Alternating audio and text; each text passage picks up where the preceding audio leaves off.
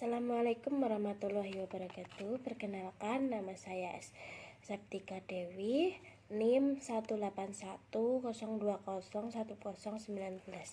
Di sini saya akan membuat video evaluasi sitostatika. Apa itu sitostatika? Sitostatika adalah obat anti kanker karena obat ini sangat keras dan juga efek sampingnya itu sangat berbahaya, maka penggunaannya juga harus sangat berhati-hati dan juga memerlukan perlakuan dan kecermatan yang khusus. Istilah lain dari obat sitostatika adalah kemoterapi. Jelaskan bagaimana tahapan dalam pemberian sitostatika pada anak. Ada 4 hal tahapan yang harus disiapkan pemberian sitostatika. Yang pertama, pasien yang meliputi informed consent. Yang kedua, administrasi yang meliputi prosedur pemberian dan laboratorium. Yang ketiga, obat atau alat yang digunakan yang meliputi 1. Obat disiapkan di ruangan tersendiri. 2. Meja dialasi dengan bahan kedap air dan dilapisi dengan kertas penghisap air. Yang ketiga, obat yang digunakan. Yang keempat, obat-obat emergensi seperti oksigen dan lain-lain. Yang kelima, IV kateter yang cocok dan spuit dengan cairan yang akan digunakan. Yang keenam, APD atau alat perlindungan seperti masker, handscoon, topi, dan baju khusus. Bagaimana tahapan pelaksanaan pemberian sitostatika pada anak? Untuk pelaksanaan pemberian sitostatika pada anak yaitu yang pertama, mencuci tangan. Yang kedua, itu pilihan area penusukan dengan tepat. Yang ketiga, lakukan teknik aseptik. Yang keempat, hindari kebocoran sarung tangan. Yang kelima, pakai pelindung atau APD. Yang keenam, usahakan jangan ada obat tercecer. Yang ketujuh, wajah jangan terlalu dekat waktu membuka obat. Yang kedelapan, itu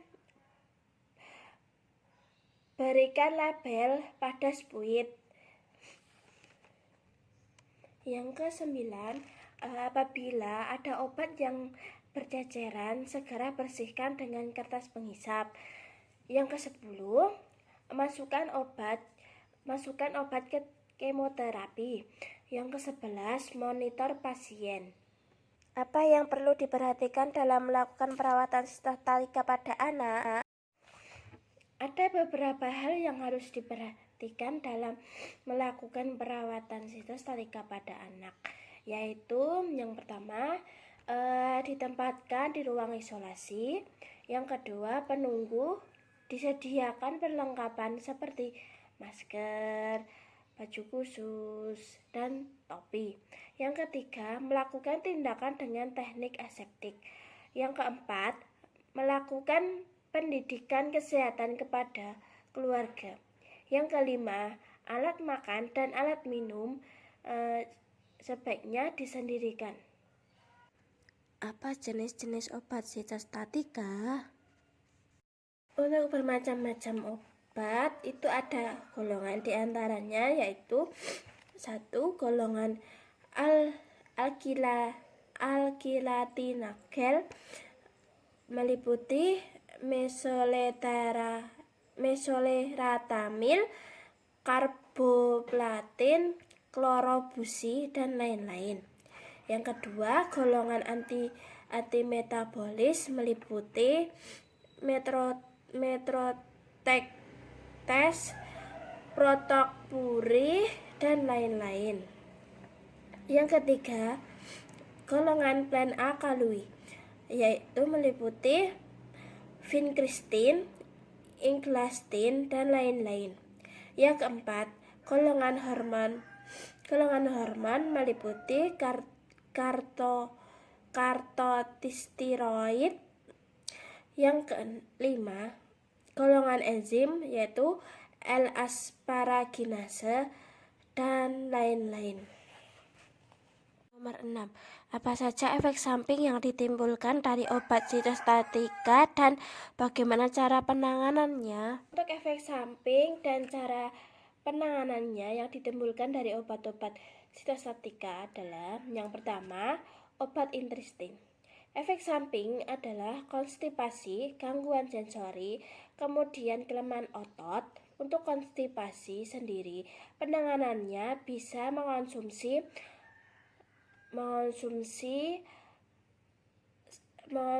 makanan yang mengandung serat. Kemudian untuk kelemahan otot bisa melakukan latihan rentan gerak atau disebut RUM secara aktif. Yang kedua adalah dexamethasone. Efek samping yang ditimbulkan yaitu mempengaruhi karbohidrat, protein, metabolisme lemak, kemudian hipertensi. Untuk penanganan hipertensi ini, kita bisa melakukan manajemen stres dan mengurangi makanan yang mengandung banyak garam. Yang ketiga itu obat L-foraginase. Efek samping yang sering ditimbulkan yaitu menggigil, panas, alergi, vomitus, anusia. Untuk penanganannya panas diberikan analgesi atau paracetamol. Yang untuk vomitus, untuk penanganannya yaitu bisa diberikan makanan lunak dan memberikan makanan yang dengan porsi sedikit tetapi sering. Selanjutnya ada obat metatoxet yang efek sampingnya yaitu menimbulkan anoreksia, vomitus, diare. Untuk penanganannya sama seperti tadi, diberikan makanan lunak dan memberikan makanan dengan porsi sedikit tetapi sering. Kemudian untuk diare, untuk penanganannya diberikan cairan lebih banyak agar tidak dehidrasi. Agar tidak dehidrasi dan mengonsumsi sayuran dan buah-buahan yang mengandung banyak elektrolit. Yang kelima, obat danurobicin.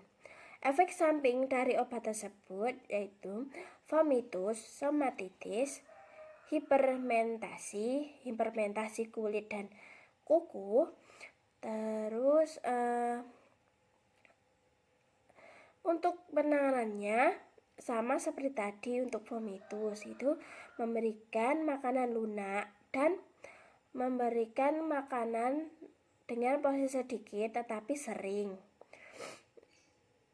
Stomatitis untuk penanganannya adalah bisa diberikan antibiotik yang direkomendasikan oleh dokter dan menjaga kebersihan mulut. Yang keenam itu obat mercaptopurin. Efek samping trombosit, toponemia, anoreksia, vomitus, dan somatitis. Untuk penanganannya vomitus itu seperti tadi ya, memberikan makanan lunak dan memberikan makanan porsi sedikit tetapi sering. Bentuk edukasi apa yang diberikan kepada keluarga pasien? Ada beberapa hal yang perlu kita atau perawat mengedukasi kepada keluarga yang anaknya dilakukan perawatan sitostatika. Yang pertama yaitu mengedukasi mengenai efek samping. Edukasi tentang efek samping ini sangat penting karena ketika pasien tersebut mengalami atau merasakan efek samping dari obat sitostatika yang dikonsumsi oleh pasien, keluarganya tidak perlu panik, seperti jadi mereka sudah mengetahui yang kedua yaitu mengedukasi terkait dengan pemisahan alat makan dan alat minum. Yang ketiga yaitu mengedukasi ketika ada saudara atau keluarga yang menjenguk pasien, mereka harus menggunakan APD atau perlindungan diri seperti masker, baju khusus, topi, handscoon. Itu tadi yang saya sampaikan. Mohon maaf bila ada kata yang salah. Assalamualaikum.